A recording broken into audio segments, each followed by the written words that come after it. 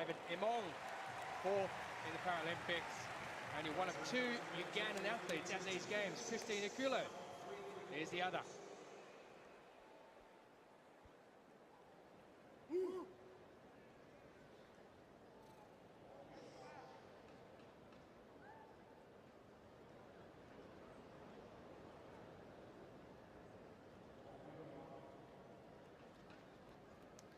So the athletes asked to take their marks.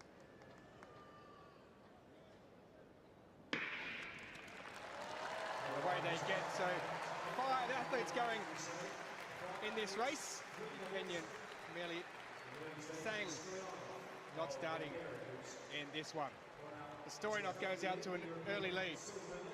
And you certainly say that Aussie favourite Michael Roger is not here. He currently is the world record holder, broke the world record earlier this year. He's suffering from a knee injury. He still went to Germany, tried to do his final preparation, couldn't get fit in time, couldn't get his injury in control, so he had to withdraw from World Championships, unfortunately. Well, the man who's out there in second place, Namir, will be rather happy that the Australian is not here, because it might possibly make his job a little bit easier, but he does have a bit of work to do, because after the first lap, it's Stoyanov who's out in front. So no Michael Roker, but we do have Hristijan Stoyanov of Bulgaria, who leads silver in the 1500 metres at the European Championships last year in Grosseto. Samir Nuoyo certainly one to watch, the double Paralympic and 3-time world champion. He's the reigning champion in those as well.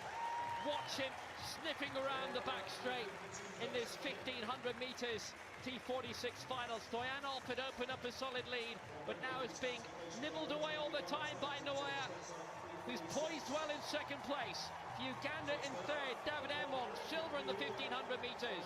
Final in Rio, behind Nuoyo. All very well congested at the moment. Sepulveda, the Chilean, on the inside in fourth. Muradoliev of Uzbekistan touched back in fifth, but now pretty much all in a line with Stoyanov leading them through, but the man on his shoulder, Nuoyo, is the one he has to be wariest of, with 2 laps to go. And Namir looks like he's doing it pretty easily as well. The man out in front, Hristijan Stoyanov, the silver medalist from those European Championships. He's thought, well, I might take out a lead and see if I can hold on here, but that is going to be a very tough task to do over 3 3/4 laps in this event as they move back around to the back straight. They're all pretty bunched at the moment. The top 4. It's Stoyanov, Nuoyo, and David Emong, who's in third position. Ignacio Sepulveda working his way up, but the man in second. Namir looks like he's doing it pretty easy, although having said that, David Emong is doing very well as well. Looking very, very comfortable as the man who finished 4th at the World Championships 4 years ago and 4th in Rio, so looking to improve on that. At the moment, it stays as it is. He will be improving on it because he's in third position, but here comes Namir down as they come to take the bell for the final lap. There's around 450 metres to go in this men's 1500 metres T46 final as they take the bell, and Namir will look to make his move on Stoyanov. Stoyanov at the bell in this men's 1500 metres T46 final. Nuoyo will make his move very shortly. Third place, it's Emong. Fourth, moving up quickly, Sepulveda, but on the back straight, 300 to go. Nuoyo makes his move now. Emong making another move behind him. Stoyanov trying to fight hard on the inside. Look at this sprinting at the back straight. Nuoyo takes the lead. The reigning Paralympic Games and world champion. He's won 5 global titles before over 1500 metres. What a 3-way race this is. Nuoyo in the middle for Algeria. Emong on the outside for Uganda. Stoyanov on the inside for Bulgaria. Now here comes Emong. This is a fantastic break by the Ugandan, but he hasn't won it yet. It's Emong on the outside. Emong for gold and glory for Uganda. Nuoyo is beaten into second place. This time it won't be a 6th global title for him. Emong takes it for Uganda brilliantly. Nuoyo in second place. Stoyanov in third. Sepulveda fourth. That was a brilliant race. 3:58.37. What a final sprint over 300 metres. Lifetime best for David Emong. But he is, for the first time, a world champion, the man who has as his main target the Commonwealth Games next year when he's a world champion. Now he'll have to review that. Imon takes it. He took Nuaya on the closing straight. Stoyanov didn't go out though. He didn't drop his head when he was overtaken with 250 meters to go. But what a surge right at the end by Amon, and that will be one of the victories of London 2017. A brilliant, thrilling, exciting 1500 meters. What an exciting race. That's what we want to see. That's why we're here in the stadium. That's why so many people came. Absolutely scintillating. But what a way to win a gold medal, your first. He's been fourth on a couple of occasions, out of the medals, and this time, don't just try and go out there and get one of the minor medals, go for the gold. He's stuck on the shoulders of Nuia and Stoyanov throughout. Stoyanov, in fairness to him, took it out very quickly. He stayed out in front. He tried to do the almost impossible and stay there. Well, well, well, beautiful images right there on the screen. David Emong winning our only Paralympics gold medal for Uganda in London for himself and for Uganda. Well, this is another edition of Sports Galore here on the 17th of July 2017. This edition is very special. I have never sat in the same docket with my boss, but he's right here. He's not just my boss, but he sits on a lot of other bodies as well. The president of Fixed Festival Uganda, and of course, Secretary General for Uganda Tennis Association, Mr. Dean Chibirge. He's here with me for this edition of Sports Galore for an interview. But in this edition, we do have a lot of news around the world. During last week, we do have Emong, of course, winning the images you saw on the screen, winning the Paralympics 1,500 meters there for Uganda, and of course, rugby cranes humbling Tanzania. I think it was 72-18. Uganda cranes also playing out to a stalemate draw against Sudan, away in Sudan. The return leg, of course, here in Uganda on the 22nd of July. We do have a lot as well on our international sports, but we'll start with an interview we have today. I am your host, Alice Namatovu. Mr. Dean Chibirge is here in studio. Uganda Tennis Association General Secretary and President of the Fixed Uganda. Thank you, Alice. I'm honored to be sitting here with you. Thank you. And I would like, first of all, to congratulate David Emong, who actually came out outstanding. I know what it means to compete. I'm a tennis player. I've competed at all levels, at local level, at international level, and I know really what it means to win a gold medal. He has made us proud as Ugandans, and I think if we keep supporting him, the stakeholders, that is the Ministry of Education and Sports, National Council of Sports, Uganda Olympic Committee, I think the sky is the limit. Of course. You're here to tell us, of course, you took over from the late Mr. Luandaga, and of course, FICS hasn't been an easy organization here in Uganda. It hasn't been easy. Sponsors they don't understand what visibility this gives to Uganda. So you took over office. What do we expect? For starters, I want to thank the late Mr. Andrew Patrick Luandaga. May his soul rest in eternal peace, because he had a vision and a mission, and he came up with a project or a property that will stand a test of time, and more so in a genre or in an area which he loved most, and that is sports. FICT, first of all, has stood a test of time, and there is no one single time we've failed to have the Kampala Fix Festival. Amidst the challenges, but at least since 2007, we've had 10 editions. Of course, with a lot of challenge in terms of finances, but the most important thing is that the event has always gone on, and people have been awarded in different categories, and two, it has attracted international producers, apart from local film producers and sports producers. You've talked about something pertinent. We are organizing the 11th Kampala Fix Festival. Of course, for me, it is a very big challenge. I used to work with Mr. Andrew Patrick Luandaga as someone assisting him. This time round, I'm in the driving seat. And it's not that simple. Of course, I've seen how tough he was, leave alone the issues of the finances.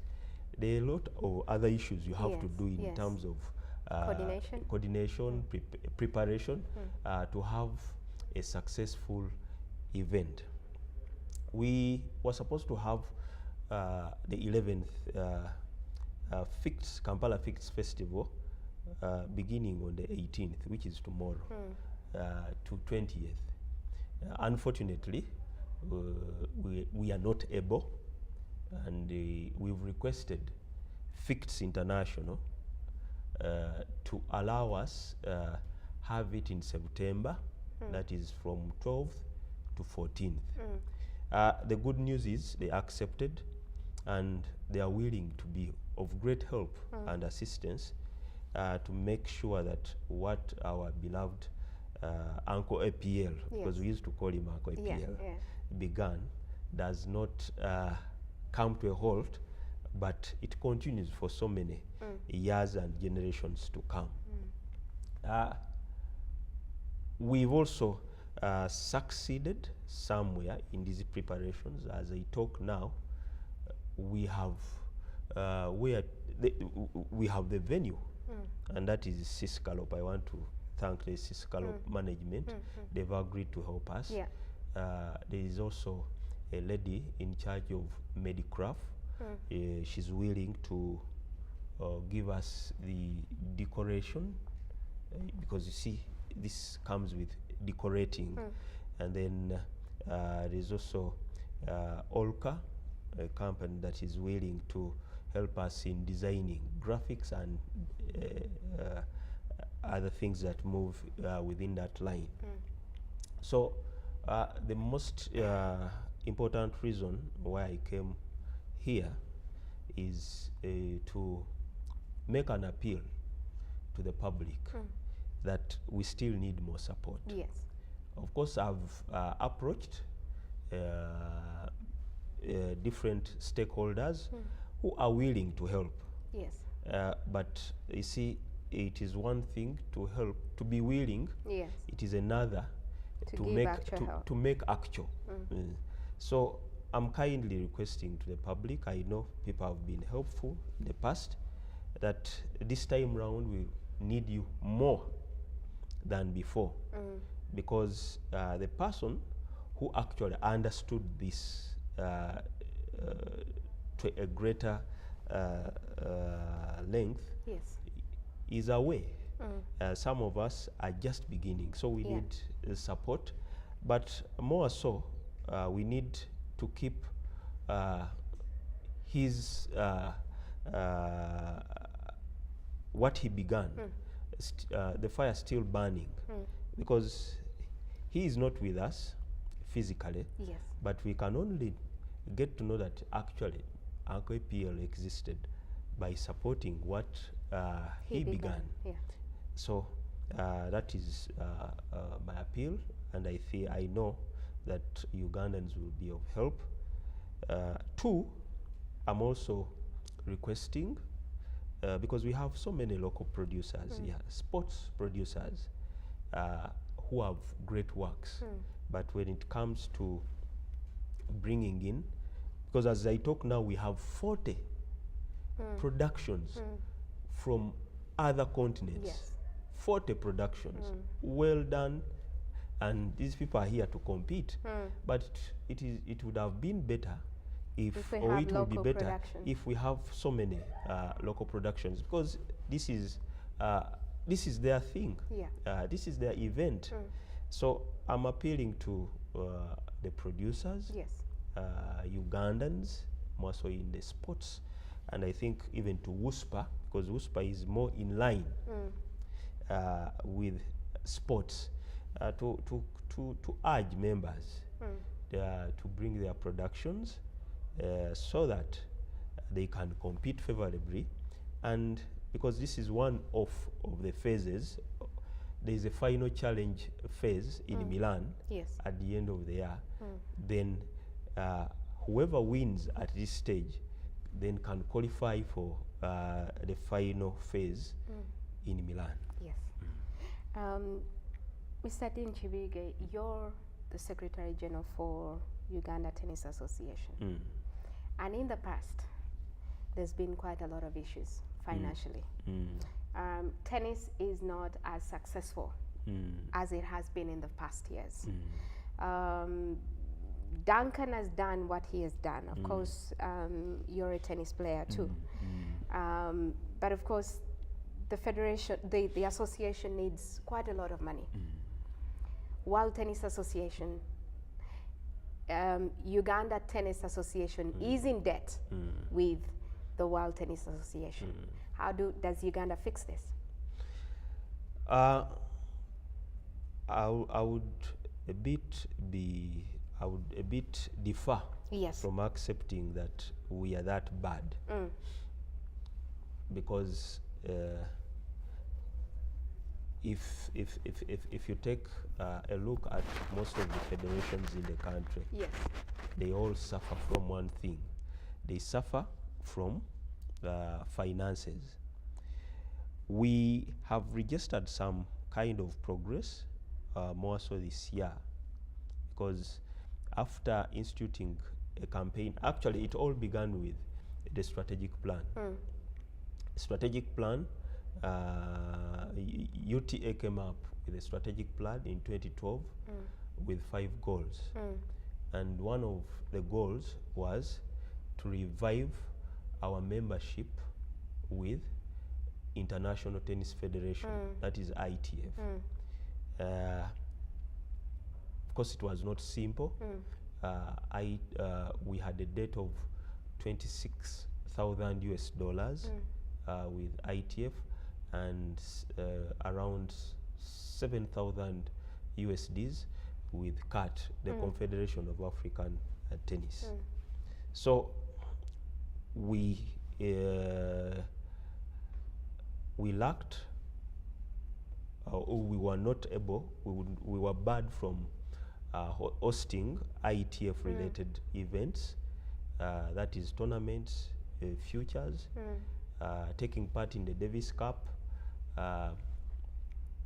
hosting the 18 and under ITF juniors tournament, then the money circuit, the CAT ITF money circuit, and also the grant that used to come with being a member, that is tennis rackets for juniors at all levels, balls, strings, and then a regating machine. So in 2014, we instituted a task force that was comprised of 7 people who are actually not members of the federation.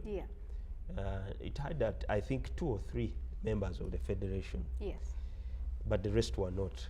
So they did, and that particular task force was headed by James Kasumba, Mr. James Kasumba, who is part of National Council of Sports, and he did some great work. by late last year, National Council of Sports and the rest of the members, plus UOC, that is Uganda Olympic Committee, but to a greater percentage, National Council of Sports agreed with the government of Uganda to foot the debt, to pay the debt in installments of 6,000 USDs. As we talk now, half of that has been paid. Okay. That is 12,000 US dollars. And if we pay the third installment, then UTA will will again be accepted to be a full member of ITF. Yes. And then we shall be able to actually host tournaments that we used to host, that is the Futures and ITF Money Circuit, then the 18 and under ITF Juniors tournament, then plus the grant. Okay. So at the end of the tunnel, there is some kind of light. Yeah. It's not been simple because, of course, for National Council of Sports to come on board, remember there was that issue of registering. Yeah.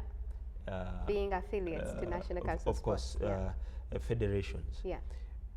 They came, they made their investigations, and we were the third to be fully registered. There is evidence here. Yeah. I've come with the evidence. This is a certificate of recognition. Yes. That you receive the moment you're a fully bona fide registered. member of a National Council of Sports. So we are not doing badly. Yeah. We've been trying to do our best, but of course it is not simple. Yeah. And as we just need more support from the public, because if you don't have the support of the public, then it is not very simple to survive in terms of preparing activities, in terms of forging a way forward to have a successful season for a particular federation. We are also in good books with Uganda Olympic Committee and Uganda Olympic Committee. I want to thank them and Council. Of course, they've continuously sustained and supported our players. Recently, we had our players going for the Baku Games, the Islamic Solidarity Games, which even our esteemed viewers had a chance to view on Uganda Broadcasting Corporation TV. Duncan and Oringa represented us.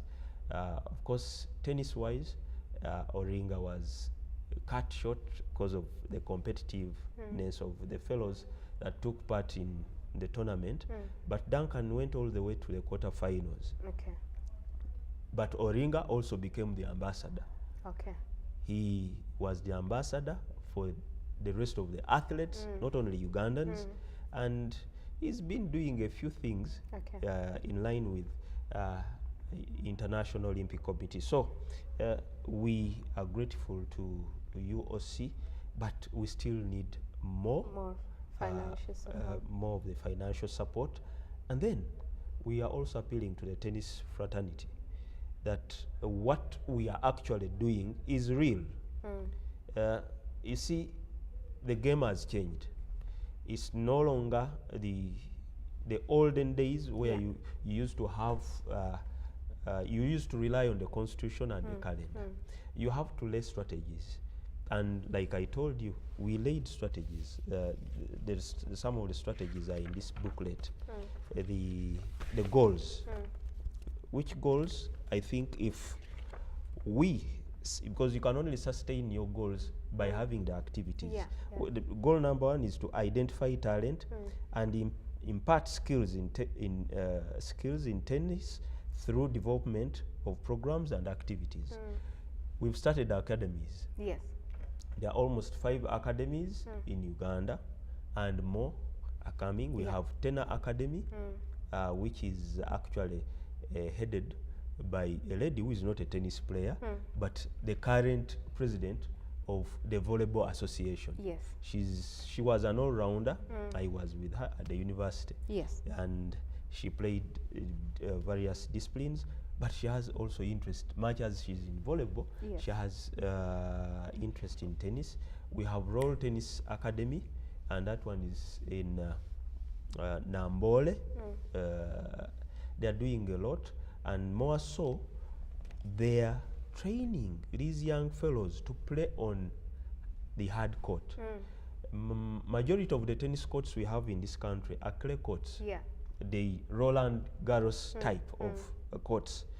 But remember, we get challenges. You cannot dictate on the surface you play on if you go for those international tournaments. You may play futures on the hard court. So if you acclimatized or used to playing on clay courts, you will have problems playing on a hard court. Yes. So we have kids, juniors, training on a hard court at Nambole, and that will give them that versatility to adapt in case they are faced with playing on a hard court. Yes. At different levels. At the university level, for those who will play the World University Games, at the East African University Games, University Games, at the Commonwealth. I want to give kudos to Duncan, because Duncan has a bronze medal in the Commonwealth Games, but he didn't play on the clay courts. He's been playing on those different surfaces, and he has managed to collect some of those accolades. Yes. Finally, because I think of time, Yes. we have a General Assembly, not an elective one, on the 5th of August Yes. at Lugogo. Yes. Please, the tennis fraternity and members, come and be part of this. We've sent letters, and of course there are rules, there are regulations. Yes. To become a delegate, you need to have paid your affiliation fees, which is only 100,000 shillings Yes. per court.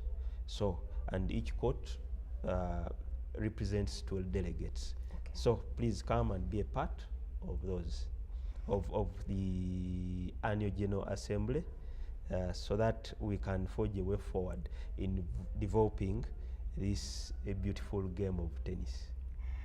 Mr. Dean Chivirige, thank you so much for being with us here on this edition of Sports Galore. Hope to see you again next Monday to give us more light on FICT's Uganda activities. Thank you very much. You're welcome. Stay tuned to UBC. Peter Otai will be joining me shortly with what we have on our local sports and international sports. Stay tuned.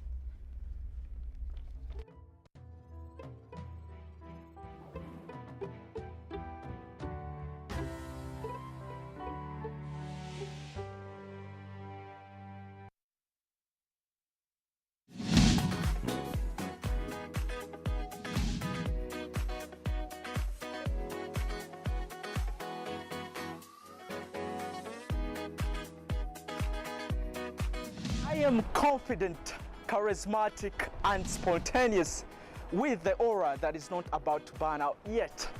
In fact, I'm so excited. I mean, come on guys, look at my face. In fact, I'm about to break out into a song, but I'll save you guys the horror, cause my voice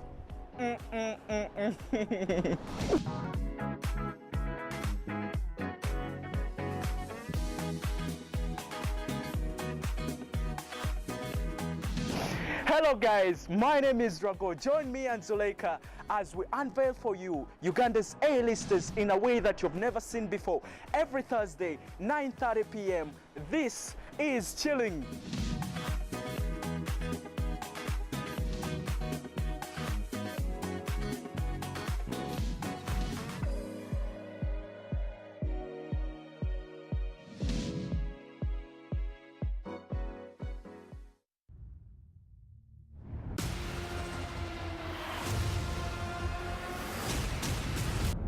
Of the South. The Bloc government murdered him. You ready to get your son? Let's go. Hard for a good man to be a king. Oh, come on.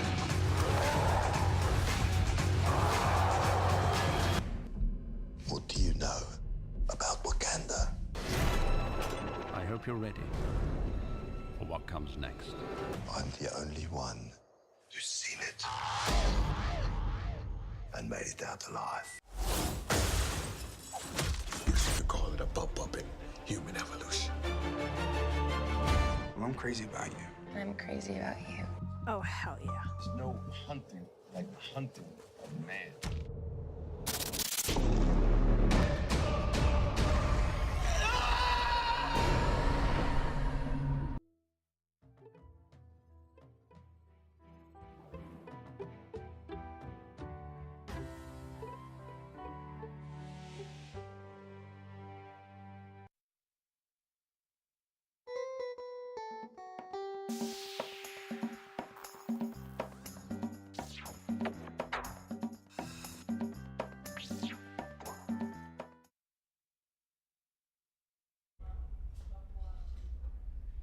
Thank you so much for staying tuned to UBC, where we inspire Uganda. This has been a very exciting edition of Sports Galore with General Secretary, Uganda Tennis Association, and also our boss here at UBC, Mr. Dean Chibirige, here in an interview to tell us a lot about what he has for FITS Festival Uganda after the late Mr. Andrew Patrick Lowandaga used to head, but now Mr. Dean Chibirige was appointed president. Peter Otai, how was your weekend? Well, the weekend was actually very exciting. Began with, of course, the USPA Awards, then the Uganda Cranes, the Rugby Cranes game there. I think it was one event that was actually very fruitful on my behalf. Okay, we had the USPA Awards over the weekend last Friday, and of course there were a few nominees for that, but Dennis Onyango was the outright favorite. Yeah. Uganda Cranes goalkeeper and Sundowns, Mamelodi Sundowns goalkeeper. Well, I think he actually deserved to win the sports personality for the year of 2017-18 there.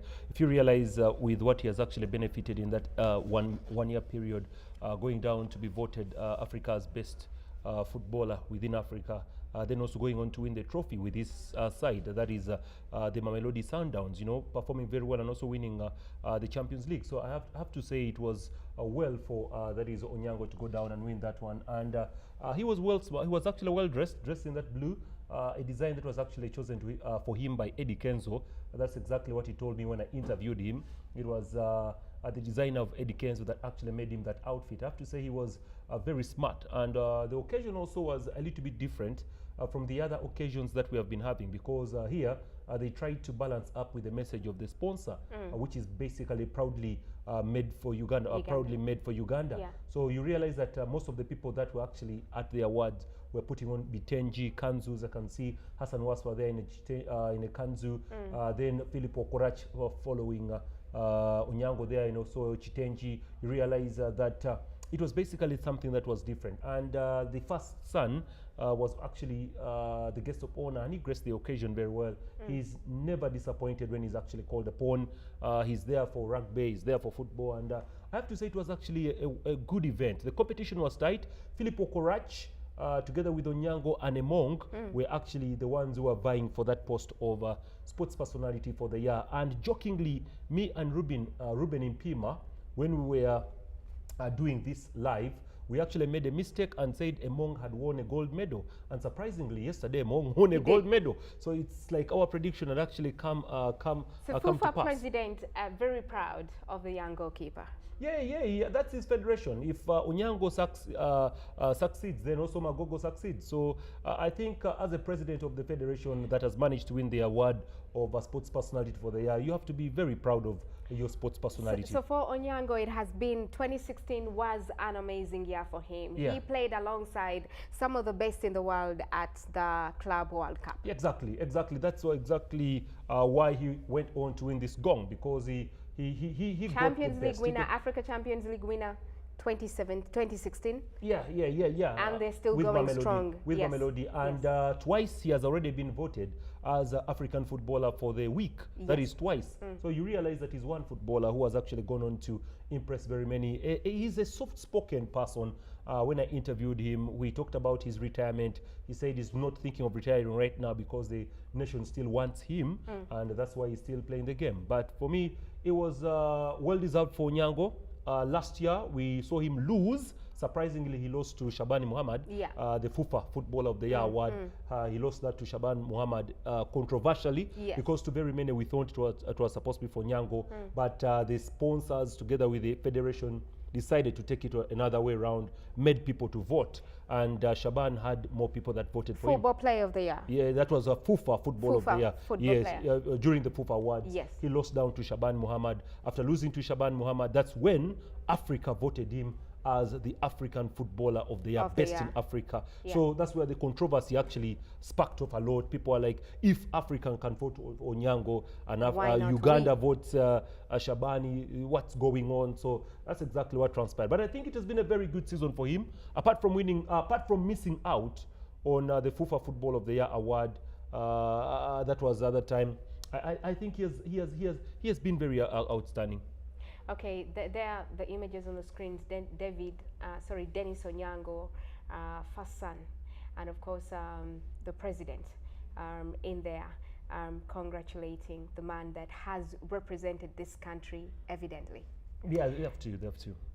Well, that was the Busper Awards at Imperial Royal Hotel. Some of the winners in there, Otai. Yeah, very many. We did see, there was a lady that managed to win in Ludo category. I've forgotten her name. I think she was Sarah, something like that. She managed to win as the Ludo Player of the Year, beating men. She plays with men. She's actually called Lady Ludo. That's how they call her, Lady Ludo. She managed to beat almost every man. The lady in blue there with the change in blue is basically the female darts player of the year. Then we have also it was actually kickbox of the year. The lady you see who was going up is actually the female that is karate personality of the year. So it was well deserved. Very many awards were given out, and to me, every person that walked away. When the president sat here last on Monday, week, he said that this year is going to be slightly different. It's not just an award you're winning. There was something else. What was that? Well, I didn't see that because I left a little bit early. I wasn't feeling that well, but there was another top up that actually came in from the sponsor. National Social Security Fund actually topped up the big awards with something else. I did not see that. I have to apologize. I didn't see that. But anyway, National Social Security Fund also gave a token to some of the winners. David Emong winning in London Paralympics gold. Actually, it's a World Championships. It is World Championships. Winning 1,500 meters. Yeah, it was at the World Championship level. That's where you can actually see him. For me, what caught my eye in this race was the last bend here. This bend here is actually what caught my eye. Look at the speed. When you look at him, he doesn't look disabled, but when he's running there, you can tell he's a disabled man. Yeah, it's his condition is totally different from the other athletes, because if you look at his right arm, that's where the condition actually affected him compared to the man who's leading right now, was a half hand. Then the Algerian who was his arm is a little bit bent in. Among his condition is actually very much different, which actually gives him more ability to cut through. That is the wind. And look at the speed. For me, it is the speed that caught my eye that actually made this guy push forward and collecting his first ever championship medal at the para side. So Uganda didn't do well at the Kenyan IAF summit. Juniors, we did not do very well. Juniors, Uganda came away with 0 medals. Yeah, we didn't do well in Kenya. We didn't do well in Kenya, but of course, it was a good week for us. It was, David Emong. It was a very good week for Emong. He managed to win at the Olympics. He actually, I think, came back with a bronze medal. Yes. Which was not, I can say, well publicized by very many. Most of the Ugandans only know the Olympics on one side. They don't know the Olympics on the para side. Yes. So Emong won a bronze medal at the Paralympics, but in Brazil. Yeah. But nobody actually did not recognize that. Yeah. You know, it went a little bit off. I'm even very certain right now that there are few Ugandans who actually know that the World Championships are on at the Paralympics, at the para side. So he has managed to win, but the amount of publicity that he has actually gotten, to me, is not that much. It's not that much. So we have to give kudos to Emong for a job well done, and I hope the president continues with his promise. He actually promised that whoever brings a gold medal back home will be entitled to a salary from the government. So Emong will be entitled to a salary if the right people actually follow the promise of the president very, very well. But I have to say again, kudos to Emong. Indeed, kudos to Emong, who has made Uganda proud. Well, those were the images from last week, London, the World Championship. The World Championship. So he's basically a world champion. He's a world champion. Exactly, he's a world champion. Just the way like Doka Sinzikuru was. Yeah, true. When you go down to the other side, even the Kipsiros of this world, you know, they're world champions. So the same case is also for Emong right now. The next thing that is on the calendar for Emong is maybe to see if he can actually win a gold medal at the Commonwealth. Commonwealth Games are the ones up next. Yeah. Commonwealth Games. So also the Commonwealth Games actually also have the para side.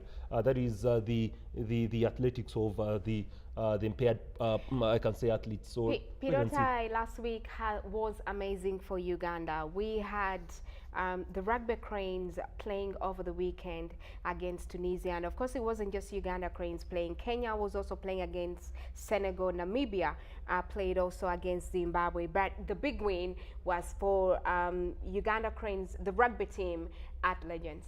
Yeah, it was a very good one for us. I have to say that we managed to win that one 78-17. Very good running for the Uganda Cranes. Like I have to say, always, I think our rugby team has a problem playing in front of its own, I can say, backyard. Because if you look at the same side that we have played, they were thumped 100-0 by the Kenyans. Kenya thumped those guys 100-0, but we actually came and thumped them only 78-17. So you realize that something was wrong somewhere, which is very much evident because this is not the full squad that we had. A few rugby players out injured. The Odongos of this world were actually out injured because of a slight injury. But all in all, Tunisia is supposed to be the whooping boys of this tournament. They've actually been beaten convincingly by everybody. Kenya 100, Uganda 78. So if you tally up, you actually have a 178-17. That is something very disappointing. Kenya won over the weekend against Senegal 45-25, and Namibia were winners over Zimbabwe 31-26. Yeah, that result actually keeps Namibia on top of the log, followed by Kenya. Then, of course, Uganda comes in at number 3. Uganda's next participants will be Namibia. Namibia, to me, are the strongest of this group. So I think the full mantle or the full effort or the full play of Uganda will actually be gauged or judged when we play against Namibia next week. The good thing is that the game is going to be played in Kampala. Uganda's next games are going to be, at home, Namibia at home, then Zimbabwe at home. So the next game for Uganda will be Namibia home, and lastly Zimbabwe at home. So those are some of the games we have to take up to see if we can actually perform well in the Gold Cup. Okay, there are images on the screen, of course, Uganda playing against Tunisia, the whooping boys. Like you say, they lost over the weekend to Uganda 78-17. That was the games at Legends over the weekend.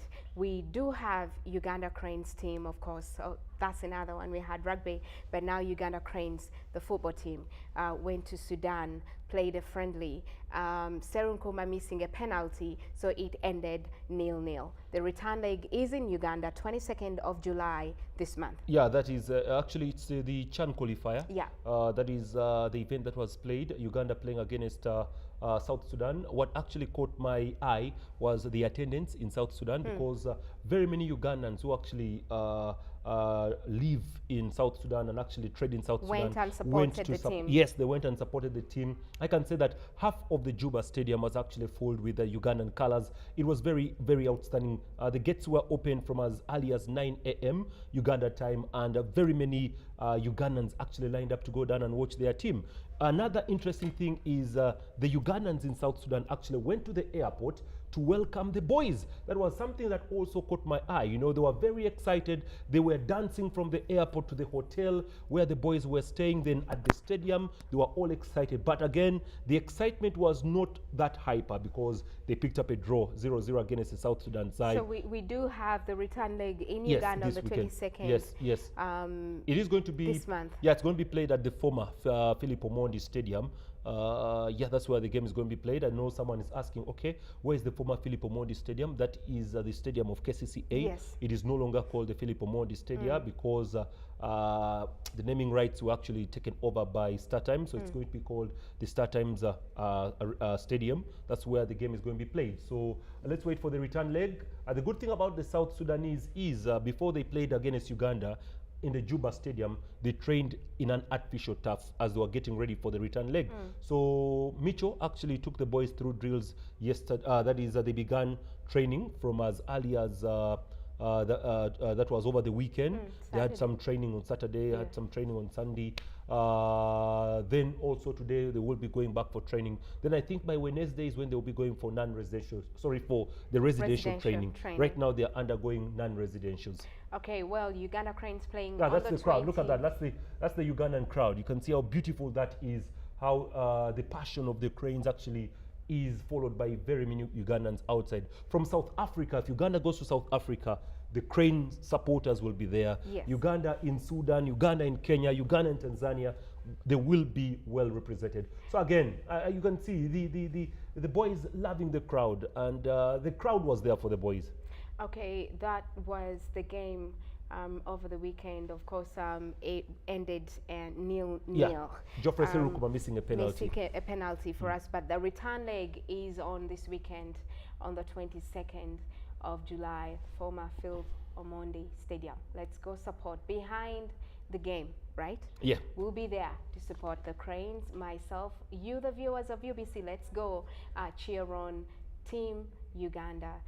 Of course, Uganda Cranes playing against Sudan. We do have a lot on our international sports, but we do have very short time, starting with Silverstone. Lewis Hamilton eventually putting all his problems aside, winning in London. Yeah, it was a very good one for Lewis Hamilton. Actually, this is his 5th win at the Silverstone, and he has managed to win 4 races in the Silverstone in a row. That is Lewis Hamilton. I think it went back to team strategy, because I watched the race and I did not see Hamilton actually going on for any pit stop, and I think he chose the right tires for the race. The most interesting thing was the opposition.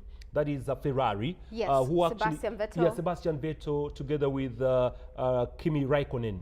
Those two drivers, actually, I can say the rest of the weekend was not good for them. They had very bad luck. With only about 1 lap to go, we did see... Bottas in there, still growing strong in confidence, getting another podium finish. Yeah, he actually did race very, very well, Bottas. He actually did overtake Vettel at one stage. Then the element came, like I was trying to explain before, with about 2 to 1 lap to go. The first person that picked up a problem was Sebastian Vettel, who actually had blisters on his tire, and the tire gave way, the front tire gave way. So he had to get out of the race. Then 1 lap to, that was 2 laps to go now. Now 1 lap to also go, we did see Raikkonen also having a problem with 1 lap to go. Raikkonen picked up a problem. That's where now we did see the other driver of McLaren coming over to that is a pass overtake. To overtake. That is Raikkonen. So it was a very bad day in office for the Ferrari side. Very, very bad day. 2 laps, 1 lap. You know, it was so bad. And again, I have to say that they chose the wrong tires. Yeah. Because just after 10 rounds is when they entered for the pit and changed to the super soft tires. which to me did not work out. They wanted more speed because super soft means you're adding more speed. Yeah. When you have a soft tire, that is also speed. So when you get a super soft, it means you're getting more speed. Yeah. So they actually went for more speed, forgetting the technicality of the tire. Blisters came through. Yes, of the surface. The blisters came through with only one lap. 1 lap to go. Actually, 2 laps to go. The first casualty was Vettel. 1 lap to go, the second Raikkonen. Oh, the same team, the same problem. So Mercedes and Lewis Hamilton are just a point behind just only 1 Sebastian point. Vettel. Yes, just only 1 point. Just only 1 point. London was very active with sports events over the weekend. Yes, yes. Roger Federer, the 8th Wimbledon title for single title for Roger Federer, and what a way he won this title. Of course, Marin Cilic was in the finals. What a surprise for us. No Roger, no Andy Murray, no Djokovic, no Rafael Nadal. It was that man on the screen right there. Of course, it was Sam Curry playing, and Badic as well playing in the semifinals. But surprise to me was Roger Federer and Cilic in the finals. Yeah, he also got me a little bit surprised. Remember when we were here last Monday? You were talking about Rafa Nadal. I was talking about Nadal, and when Nadal was actually eliminated, I was like, okay, now this is going to be a very big surprise. Yes. Roger Federer, I think he picks and chooses what Grand Slams to play, and also the women's. I think it's the best. It's the best way to go because he looked more fresh going into this. Also, a new champion for women, the women's singles. The Spanish player there you see on the screen, Muguruza. Gabin Muguruza winning against Venus Williams. Exactly. So to me, for me, it is an event I can say has picked lots of surprises this year. It's a surprise, yeah. Lots of surprises this year. And Venus at 37, do you think she will return? No, she should retire. I think it's high time she retires. Coming back to the sport at 38, these girls are getting more powerful, I have to say. Maria Sharapova spoke about it, that the age gap is becoming a problem. These young girls here can move very, they're hitting harder. Exactly. Martina Hingis spoke about it and said, look, I decided to play in the doubles because the girls hit really hard and it's difficult to return. It's very difficult to return, very difficult to move around the court, you know. Just 7-5-6-0. It's good. It's good for the Spanish international. I think it's something that she'll try and see if she can actually carry on later and see if she can actually maybe continue to perform very well. Okay, that was Wimbledon for you. Roger Federer winning his 8th singles title at Wimbledon. And of course, a new women's champion was born in Gabin Muguruza. Peter Otai, Arsene Wenger still very confident that Alexis Sanchez will be able to sign a new contract. Well, I do not know because just only yesterday Alexis Sanchez said that he wants to play Champions League football, and he says Arsenal Football Club, it's now up to Arsenal. That's what he said. It's now up to Arsenal, but he gave a condition that he wants to play Champions League football. Okay, well, that's what we had on this edition of Sports Galore. Me and Peter Otai will be back again next Monday. I would like to say thank you to the producer of the show, Mr.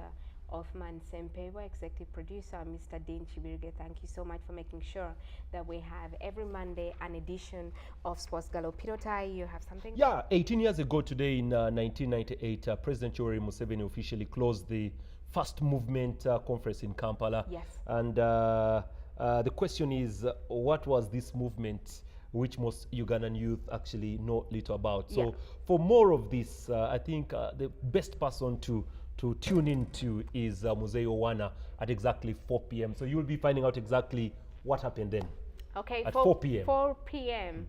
today, Mr. Owana, Muzei. Mr. Owana will be here to tell you all about what the president used to talk about back then in 1998. Well, stay tuned to UBC. More quality programming is on next. Good afternoon.